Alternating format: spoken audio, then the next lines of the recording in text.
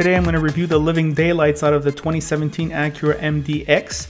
This is really a class of vehicles in which owners call themselves SUV owners, but are really half SUV, half minivan. And there are a lot of people who like that. The lines of this brand evoke stability, convenience, reliability, upper middle class perhaps. Acura styling does not, in my view, evoke dynamism. Super handling all-wheel drive ensures all-weather performance. This vehicle seats 7, though there is a 6-seat trim. The MDX is also very good in an accident should you get into one, according to the IIHS. The rear trunk is huge, as you can guess, especially when you bring down the seats, and the level of finish is very high-end. The Honda packaging skills are evident when inside this vehicle. The rear door does not open very wide, and room back here is plentiful and comfortable. The seats are awesome, as with all Acura products. Spending hours here on a road trip would suit me just fine. Honda has chosen to entertain the rear occupants instead of giving its passengers the panoramic sunroof view. This appears to me to be a family preference. Basically, plug the kids in a movie, repeat, peace and quiet.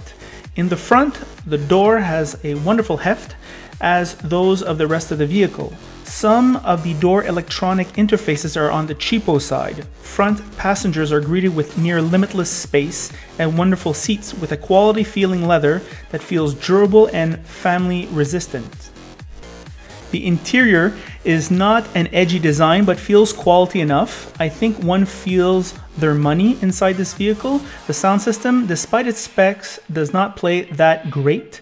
The steering wheel is large diameter with a good leather. The gauges are refreshingly analog and easy to consult. There is no excessive digital display content. Sometimes I think the car industry overdoes it with that. I think most people don't care about that. They want an easy interface.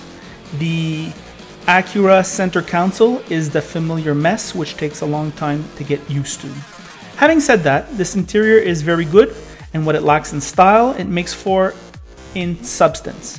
The Mercedes-like quietness on the road is evident. Control weights are the familiar Acura easy to use, and this vehicle can turn rather sharply in parking maneuvers, which is convenient. Visibility is understandably not that awesome, and the visual aids are very helpful when backing up. This big vehicle is propelled by the familiar Honda V6, which does the job smoothly and easily via a 9-speed automatic. I barely felt the shifts during my drive, and this combo drinks 12.6 liters in the city and 9 on the highway, which is pretty darn good. This vehicle takes premium gas only. Here are my thoughts on the road. Hello car lovers. This MDX, Ross says, feels a hell of a lot like the Pilot, the Honda Pilot. I haven't driven the Pilot yet, but I'll take his word for it. What I'm going to try to do here is I'm going to try to think, is this car worth what they're charging for? Bearing in mind, I drove the Hyundai version of this vehicle not long ago. Well, it's certainly huge. Like, the Honda products have grown bigger and bigger, and this is just one huge MF, basically. I'm taking over these horrible bumps in the city of Brossard, and it's soaking them up effortlessly. The interior quality is Acura fare. It's good. You feel somewhat premium in this vehicle. This steering wheel leather is awesome. You feel like you're the captain of a boat with this large diameter steering wheel, but it suits the purpose of this vehicle. I'm merging on the highway. The Honda V6 does that effortlessly, smoothly, with I dare say an almost German refinement. Transmission works effortlessly. It's what you'd expect from a vehicle of this price. What about the rest of the things? Well, I can't hear almost no road noise. There is no wind noise coming in here. It's an absolute silence for such a big vehicle going through the air like that at 100 kilometers an hour. Actually, more like 11 kilometers an hour right now. Well, going up maybe a bit more. Let's bring it up to 12 kilometers an hour. Really? The Acura seats are up there with the very best.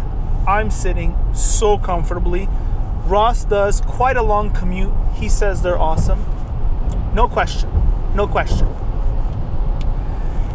What about the other things around here? Well, the controls are, feel maybe some of them came off a Honda or a lower end Acura. This infotainment mess with 2 screens, which it's becoming more and more, used to be excessive. We're slowly going into laughingstock. However, it does the job. The information's there, and once you get your way around it, you'll eventually get the way it works. Ross says Ross doesn't understand why everybody doesn't just steal the Chrysler system. This rear view mirror is small, though rimless, and you do get a good view out the back.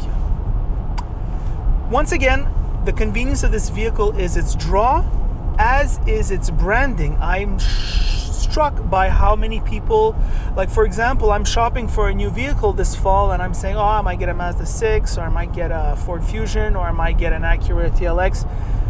Almost without exception, people say, oh, get the Acura. There is a quality associated with Acura that's burnt into people's brains, and people are willing to pay a bit more for it. The convenient packaging of Honda makes this, you can carry just about anything. Once again, I'm struck by how well finished it is. In back, just the carpet, the seams, how it finishes. I'm sorry if I don't appear over enthused. It's just not my type of vehicle. I'm trying to be as objective as possible for the people who is interested in this type of vehicle. Overall, I think it seems recommendable, not basing on the fact that I have family needs, but I've driven so many vehicles, and this one feels so good, so convenient. And Ross, I think, feels it's a bit overpriced. He would prefer the Pilot. I think it could go either way. I think that upper level of comfort, you have to pay a premium for that, and also the branding. I mean, you just don't feel like you're in a Pilot in this vehicle. No question, no question. However, most families being on a budget may want to save $10,000, $15,000 and put it on your house or in your savings. Others may get this vehicle for the added luxury. Oh God, we're riding here, Russ. I can't get over how smooth this is, how effortless this is. The steering is light but not too flimsy. This thing tracks so straight. I mean, I feel like I'm doing 70 kilometers an hour. I'm actually doing like over 100. That's what you pay for. That's what you pay for in this MDX. That's the review.